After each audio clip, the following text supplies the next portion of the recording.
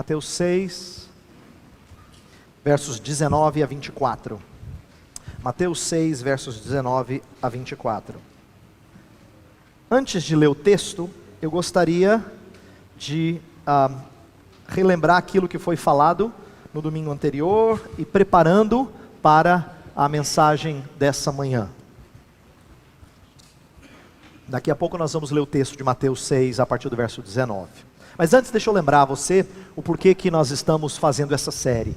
Como a ordem de culto já demonstra, essa série é intitulada Novo Monte e Mesma Piedade, uma série nos capítulos 6 e 7 de Mateus, que é a parte do Sermão do Monte que nós ainda não expusemos enquanto eu estou aqui na Aliança. Então eu quero tratar dessas instruções de Jesus Cristo para a nossa vida de piedade. Com que propósito? Na intenção de comparar com aquilo que nós vimos na série sobre os 10 mandamentos. Lembra que nós vimos lá muito daquilo que Deus ensina-nos a fazer em relação a amar a Ele e a amar o próximo.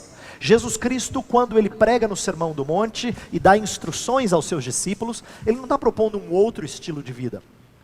É verdade que não é mais o Monte Sinai, é outro monte, mas é o mesmo estilo de vida, a mesma piedade. Tanto é que na mensagem passada, na introdução, eu fiz conexão entre os textos que a gente está estudando e os 10 mandamentos. Por exemplo, a parte que nós tratamos na mensagem passada, capítulo 6, os versos 1 a 18, confronta aqueles que praticavam atos de devoção, mas de maneira hipócrita. Por quê? Quando fazem isso, eles não honram o nome de Deus. Quebra do 3º mandamento. Não tomarás o nome de Deus em vão.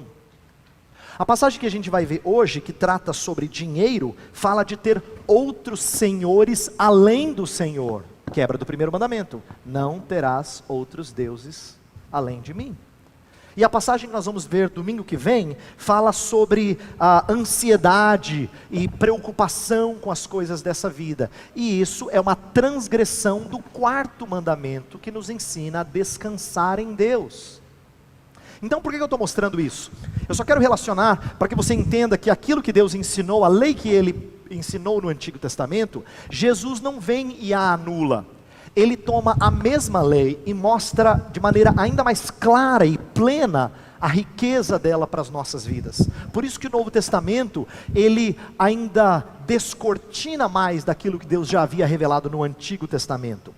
E o que eu disse no domingo passado é que o Sermão do Monte, ele propõe um estilo de vida essencialmente contracultural, uma piedade muito diferente das demais religiões. Inclusive o próprio sermão contrasta com 2 grupos, eu disse isso no domingo passado. Às vezes contrasta com os religiosos judeus, que ele chama de hipócritas, eu enfatizei isso na mensagem passada, porque é a ênfase principal do texto. Mas às vezes a comparação são com os ímpios, com os gentios, com aqueles que são adeptos de outras religiões.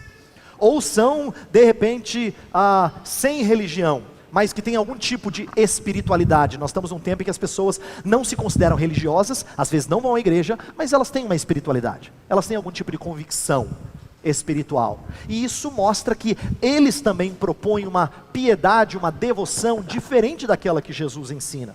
Portanto, Jesus ensina uma piedade, uma devoção contracultural. E eu falei um pouco dessa piedade contracultural no domingo passado, enfatizando os atos externos de piedade. Então o texto do domingo passado tratou de esmolas, oração e jejum. E eu disse que essas 3 coisas não são condenadas por Jesus, elas fazem parte da vida cristã. No entanto, é possível fazê-las no intuito de ter uma religiosidade de aparência. E é isso que os judeus da época de Jesus faziam e que Jesus condenou ferozmente. Por isso que ele os chama de hipócritas. Por quê? Porque eles parecem piedosos, quando na verdade o que eles buscam é a glória dos homens antes do que a glória de Deus. Só que quando eu falei dessas coisas no domingo passado, eu não queria que você tivesse a impressão de que realmente os judeus, fariseus eram hipócritas, como se fosse só um problema deles, um problema dos outros. Eu disse que esse é um problema nosso, porque nós temos também preocupação com o que as pessoas pensam de nós, em relação à piedade. Nós temos temor de homens. Eu dei alguns exemplos, eu quero relembrar e até colocar outros que eu não disse domingo passado.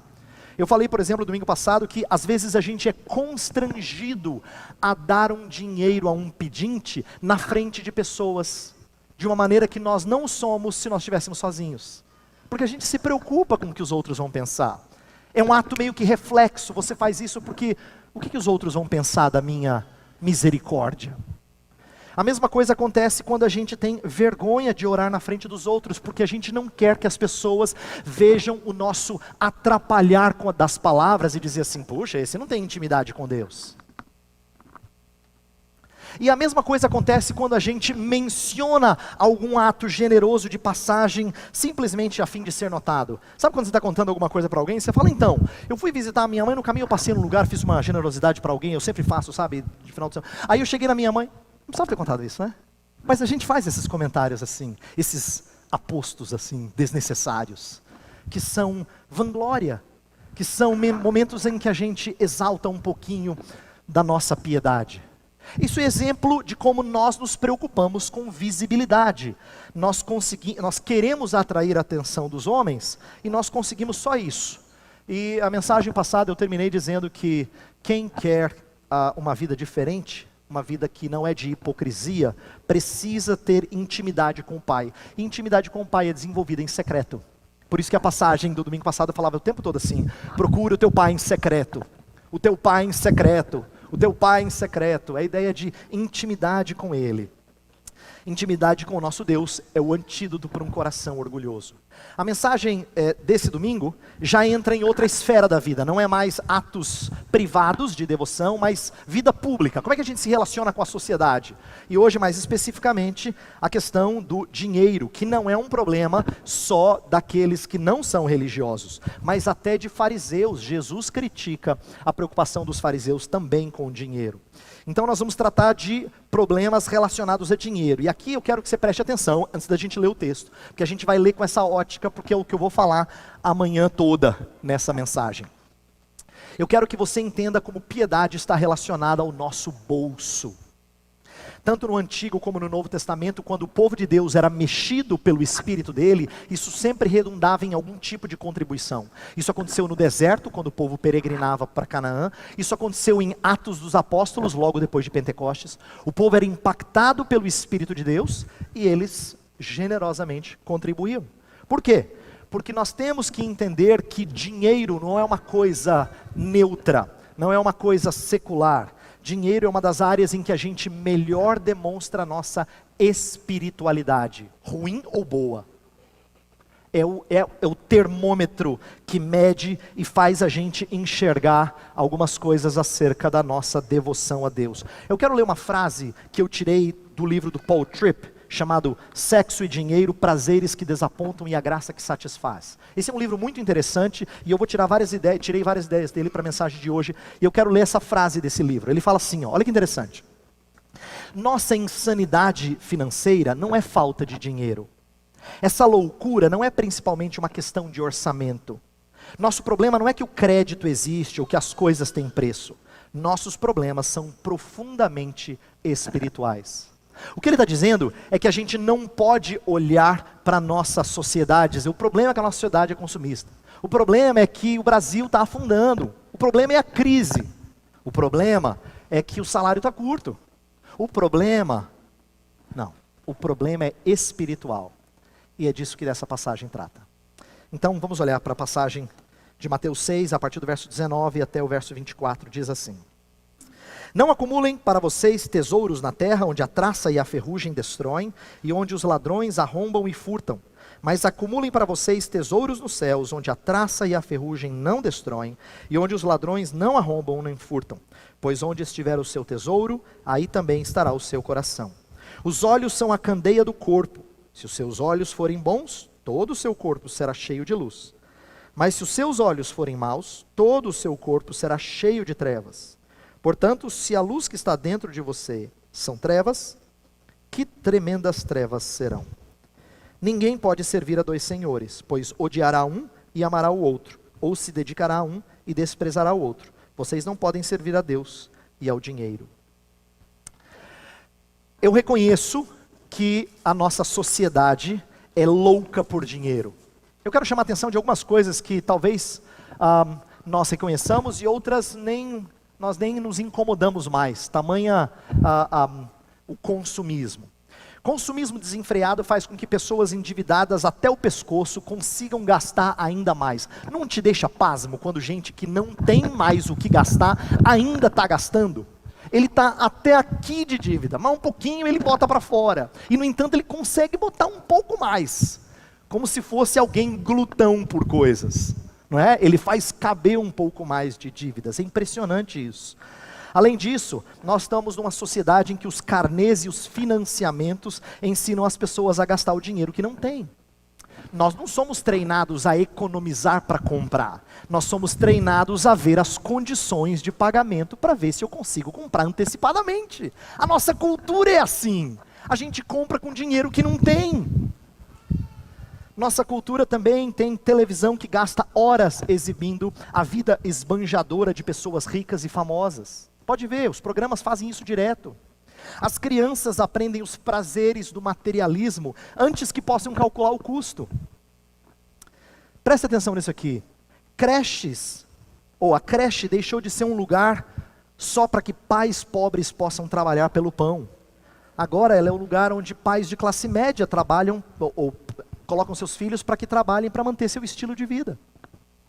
Creche não é mais uma solução para um problema social.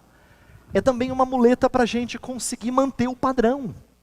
O que eu quero enfatizar aqui com esses diferentes exemplos, é que nós somos uma cultura assim fascinada, insana por dinheiro e as coisas que o dinheiro compra.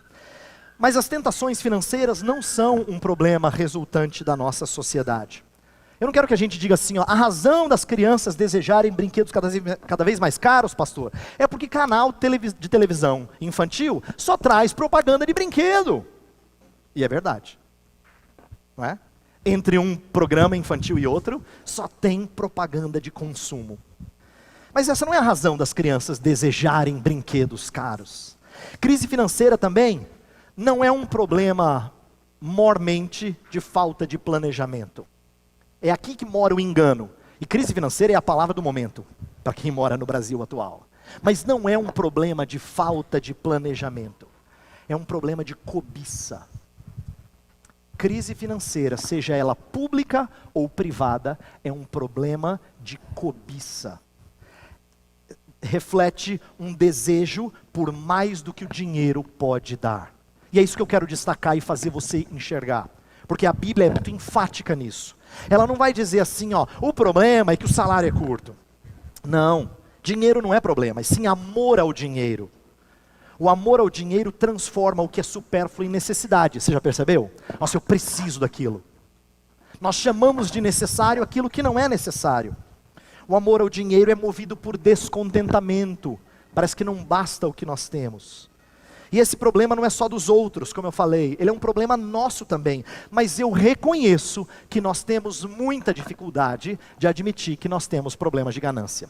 Eu estava relendo um trecho do livro do pastor Tim Keller, que nós já estudamos aqui na igreja, Falsos Deuses, em que ele fala assim, que uma vez ele fez uma série para homens, no café da manhã, sobre os 7 pecados capitais, conhecidos da cultura vamos dizer assim, cristã. E aí ele disse assim que a esposa dele fez uma previsão que se mostrou verdadeira. Ela falou assim, quer ver? No dia que você falar sobre ganância, é o dia que vai ter menos gente. Ele falou, ela acertou. No dia que eu falei de lascívia, lotou. As pessoas veem que sexo é um problema da nossa sociedade. No dia que eu falei de ira, lotou. Porque todo mundo reconhece que uma hora explode em ira. Ele falou assim, até no dia que eu falei de orgulho tinha bastante gente. Mas no dia que eu falei de ganância, quase não tinha gente. Por que, ele diz? Porque dinheiro parece que se esconde. Nós não enxergamos lascívia em nós, porque a gente acha que lascívia tem muito a ver com buscar freneticamente o dinheiro. Mas na verdade, no contexto dos evangelhos, até ansiedade pelo dinheiro é chamado de ganância. Até ansiedade pelo dinheiro é chamado de ganância. Isso significa que até os que não têm são gananciosos. Não é um problema de rico ou de quem está tentando ficar rico. Às vezes é um problema até de quem quer pagar contas, que é o nosso argumento de sempre. Portanto, o que eu quero colocar nessa manhã é que a ansiedade pelo dinheiro é busca por confiança no mesmo. E busca por confiança no dinheiro é idolatria. Então, o que Jesus vai mostrar nesse texto é que o coração dos nossos problemas não é o dinheiro. O coração dos nossos problemas, o cerne dos nossos problemas, não é o dinheiro. Inclusive, há quem diga assim, para mim dinheiro não é importante. É sim. Jesus vai dizer que é importante. É tão importante que das 39 parábolas que Jesus conta, 11 falam de dinheiro. É muito. Proporcionalmente é muito. Por que Jesus fala tanto de dinheiro? Porque dinheiro revela onde está o seu coração. Dinheiro revela o estado do seu coração. É o tipo de tentação que nos sussurra que a gente está em controle. Ele dá a impressão de que a gente está lá controlando as nossas contas, quando na verdade é Ele quem nos domina. E o problema disso é que riquezas são obras do Criador, mas às vezes a gente busca da criação o que só o Criador pode nos dar. É isso que homens fazem quando eles querem um pouquinho mais de dinheiro para ter uma segurança, para ter um pouquinho de paz, para ter um pouquinho de felicidade. Não quer muito, ele quer um pouquinho só. Mas quando ele busca segurança, paz e felicidade nessas coisas, ele fez da criatura um criador. E isso é idolatria nas Escrituras. Por isso que eu digo que o problema nosso, e é isso que Jesus vai nos ensinar aqui, não é o dinheiro. O nosso problema é um problema de coração. Inclusive, deixa eu explicar o que eu quero dizer com isso. Problema de coração não se resolve com regras. Não se resolve com regras. O que eu quero dizer é o seguinte: não adianta você dizer assim, se couber no meu bolso, se estiver no orçamento, eu posso comprar. Não é assim que funciona. Por quê? Porque salário melhor não resolve a questão de dinheiro. Orçamento organizado não cura problema do nosso coração. Nosso problema é de devoção. Nós somos devotos àquilo que não deveríamos ser. Então deixa eu começar explicando o texto, olhando para os versos 19 a 21 novamente. Jesus fala assim: não acumulem para vocês tesouros na terra, onde a traça e a ferrugem destroem, onde os ladrões arrombam e furtam.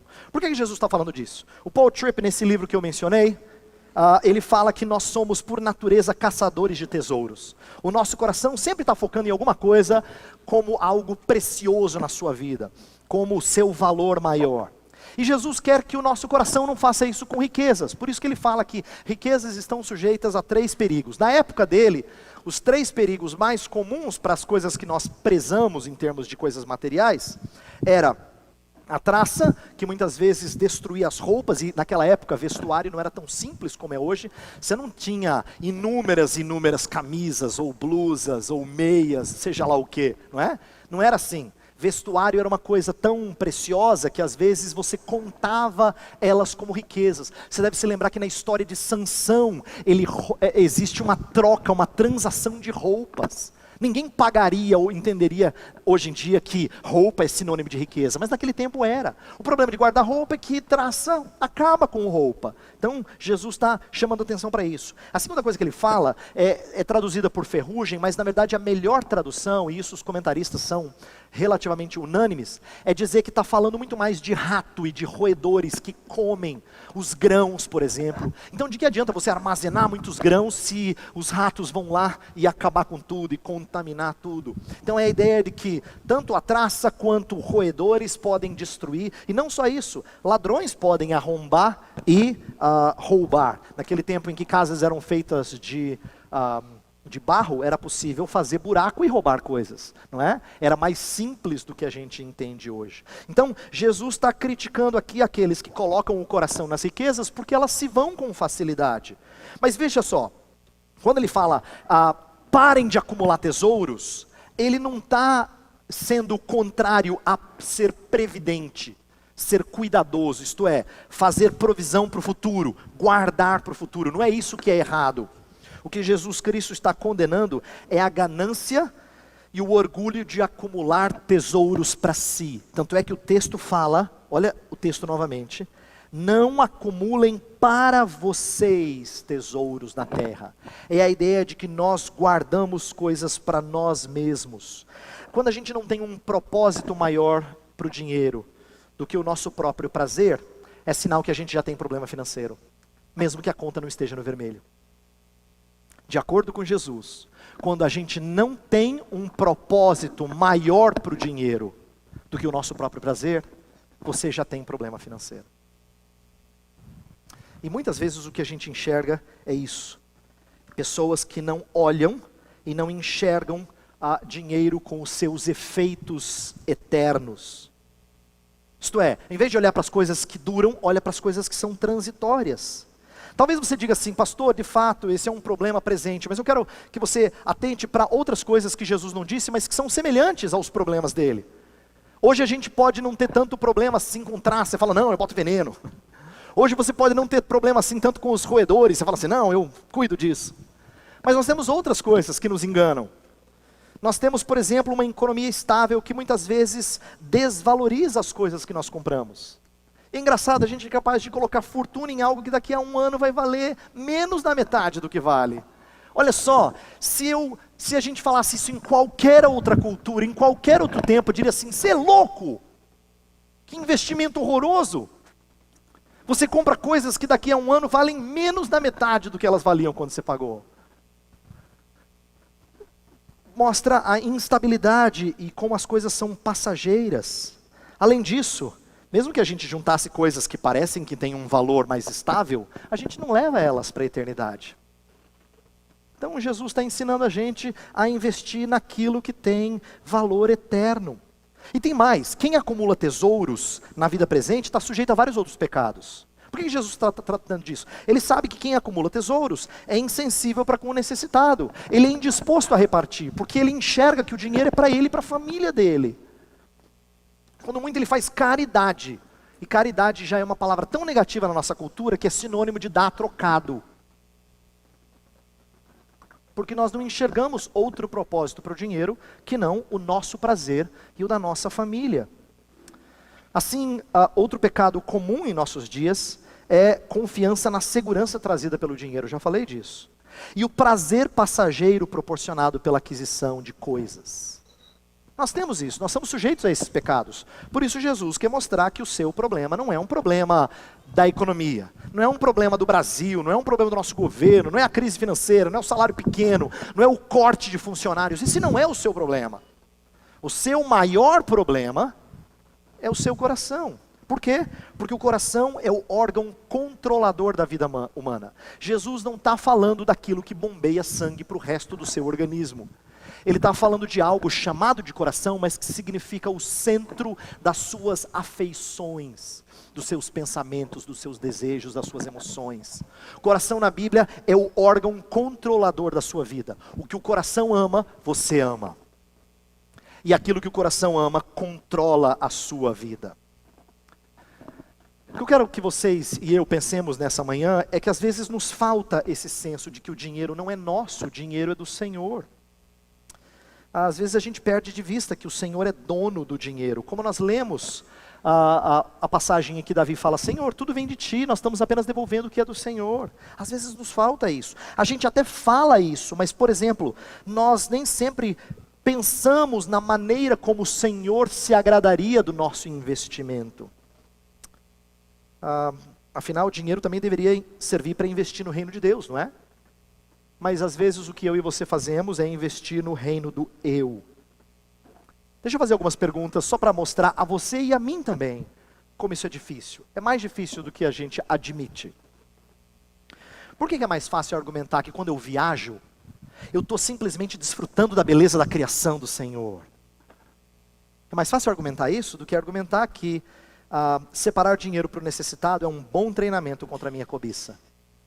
A gente não usa esse argumento com facilidade. Ou é importante eu não ficar com esse dinheiro porque eu treino a minha cobiça, eu freio a minha cobiça.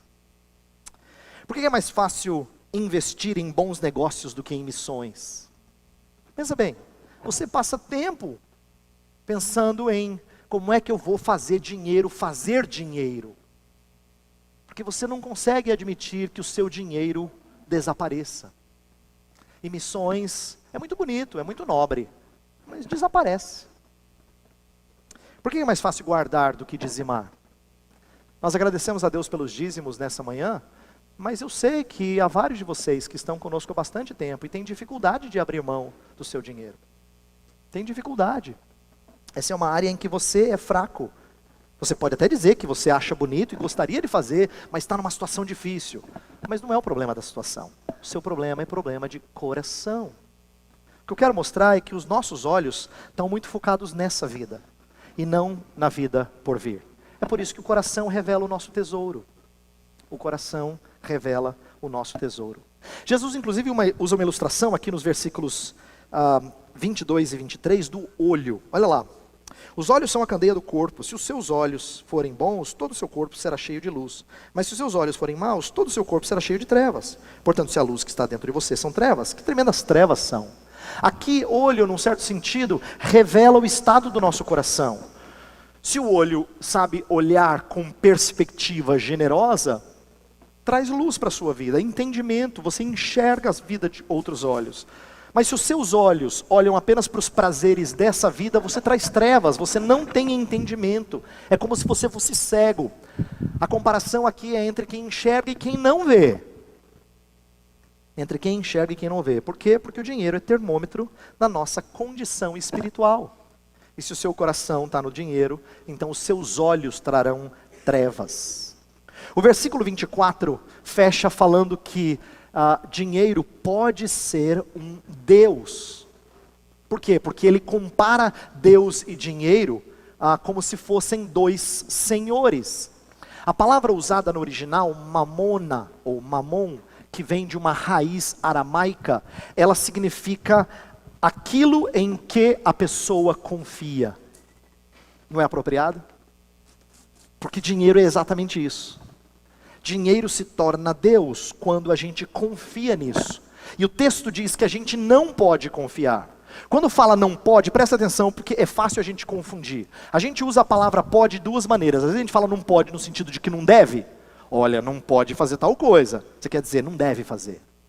Mas aqui não é o sentido do texto. O texto não está falando de incoerência.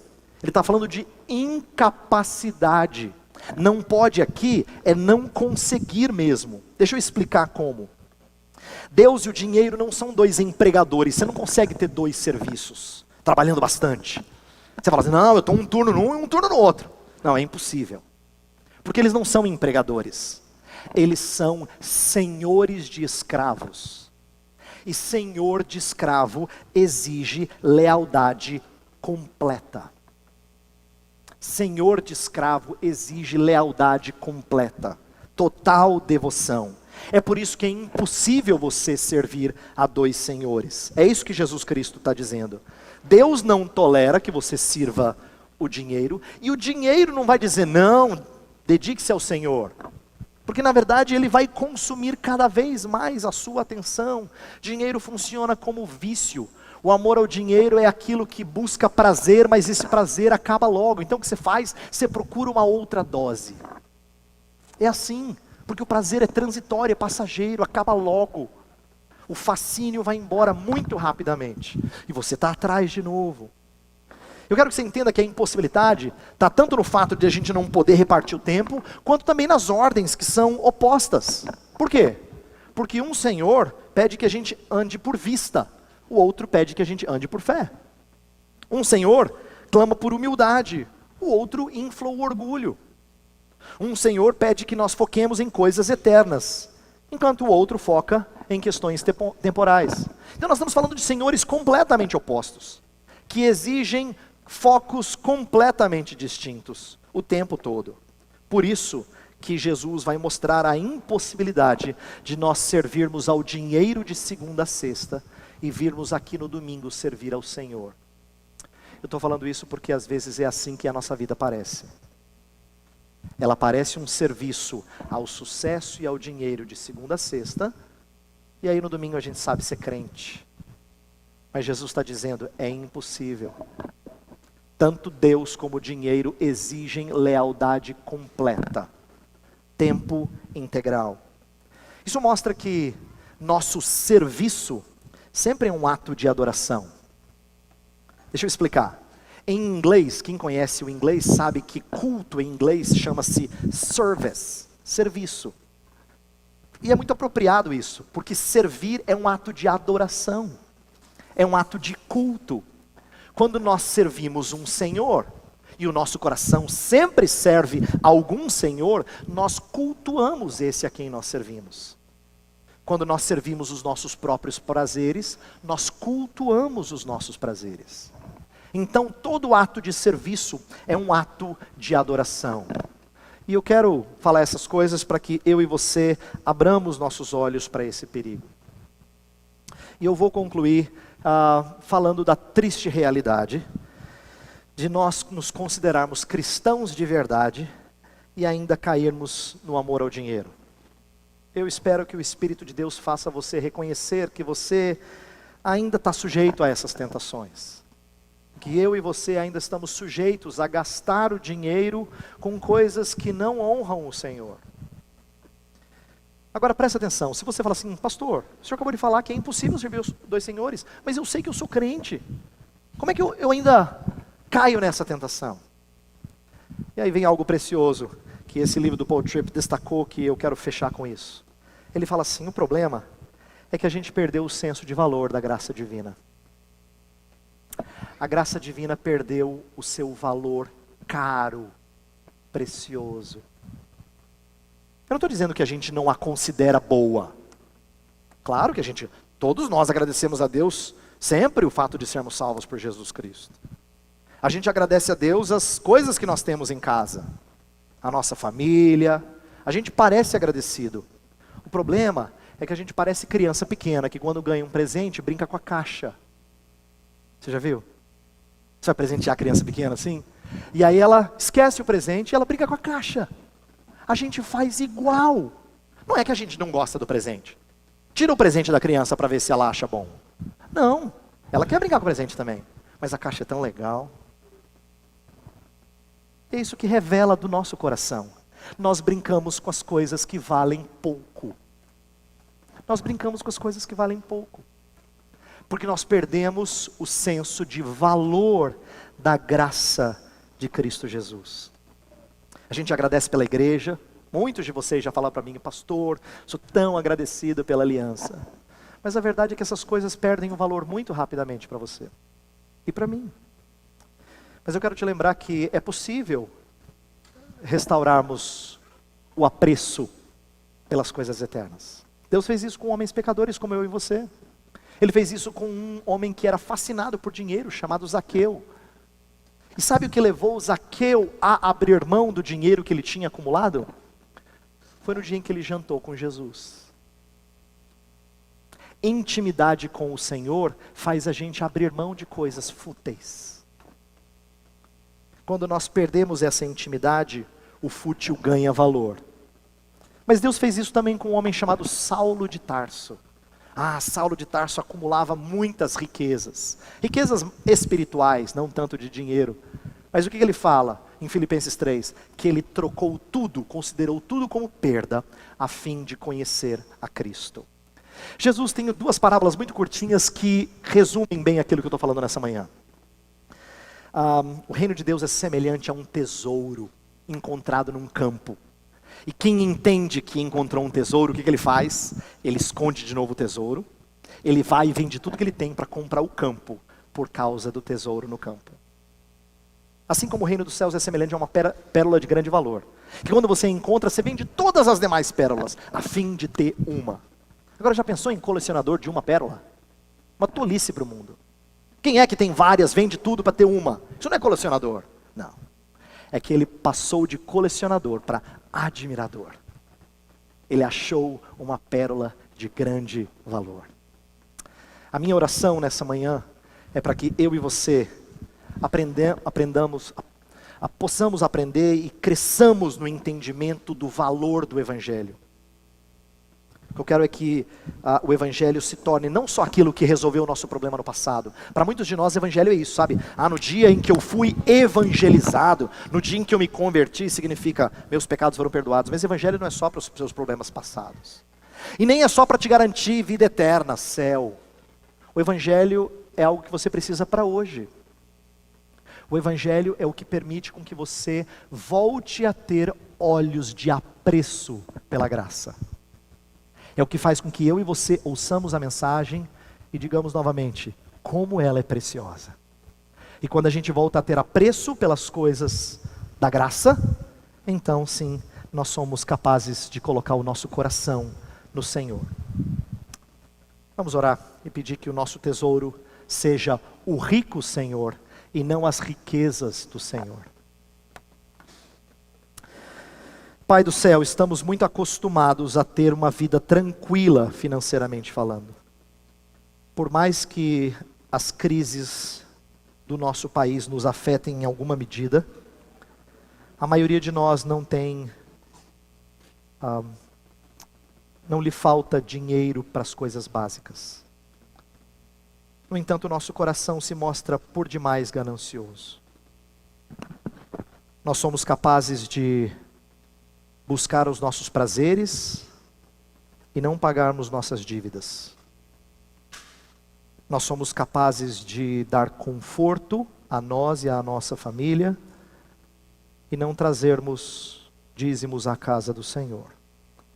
Nós somos capazes de acumular tesouros para uma vida segura lá na frente e não repartirmos com quem tem pouco hoje. Nosso coração, Senhor, é mais propenso a amar ao dinheiro do que às vezes a gente admite. E é por isso que nós precisamos da Tua graça. Não só para nos perdoar os pecados, mas para nos purificar de toda injustiça. Pai, ajuda-nos pela mensagem da Tua palavra a olhar para o Teu Evangelho e vê-lo como precioso novamente. E que o encanto e o apreço pelo Evangelho seja aquilo que nos leve a tomar medidas diferentes de como usamos o nosso dinheiro. Ensina o Teu povo, Senhor, a investir em coisas de valor eterno. Nós oramos em nome de Cristo. Amém.